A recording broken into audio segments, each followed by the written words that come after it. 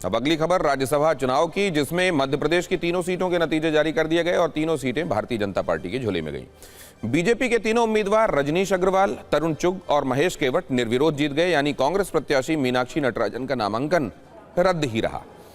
कल कांग्रेस ने चुनाव आयोग से मांग की थी कि मीनाक्षी नटराजन का नामांकन रद्द न किया जाए, लेकिन चुनाव आयोग ने कांग्रेस की मांग को माना नहीं। आज कांग्रेस इस मुद्दे पर सुप्रीम कोर्ट भी गई, लेकिन तात्कालिक राहत नहीं मिली। कल सुप्रीम कोर्ट इसकी सुनवाई जरूर करेगा, जबकि चुनाव आयोग मध्य प्रदेश के तीनों उम्मीदवारों को आज ही निर्विरोध विजेता घोषित कर चुका है। सर्टिफिकेट्स मिल चुके हैं। राहुल गांधी ने मीनाक्षी नटराजन का नामांकन रद्द किए जाने को लेकर बीजेपी और चुनाव आयोग पर हमला किया है।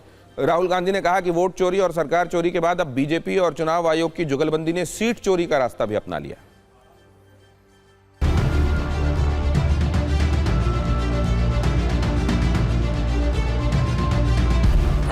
शुद्ध रूप से ये हमारी सीट चुराई हुई है इन्होंने। पीएम पर, चुनाव आयोग पर, सुप्रीम कोर्ट पर, सरकार पर, जनता पर, विधायक पर, सब पर उनको चुनाव इल्जाम लगाना है, क्योंकि स्वयं पूरी तरह से समाप्त हो चुके। स्वयं ने फॉर्म रिजेक्ट कराया क्योंकि उनको डर था कि यदि चुनाव होंगे तो क्रॉस वोटिंग होगी और हमारी बेइज्जती होगी। ये बात तो पूरी की पूरी कांग्रेस पार्टी को पता है ना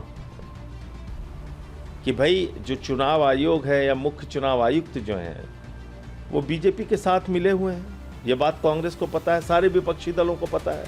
ऐसे समय में मीनाक्षी नटराजन जी के लिए आपने कोई सपोर्टिंग कैंडिडेट का पर्चा क्यों नहीं भरवाया? अभिषेक मनु सिंघवी साहब का जो स्टेटमेंट मैं सुना और अखबार में पढ़ा, वो बोल रहे कि एफआईआर नहीं है उनके खिलाफ, सिर्फ कोई प्राइवेट कंप्लेन किया, उनको नोटिस दी गई, वो कोर्ट को अटेंड करे। अब एफआईआर हुआ तो फिर एफआईआर कॉपी तो आना ना। चुनाव आयोग के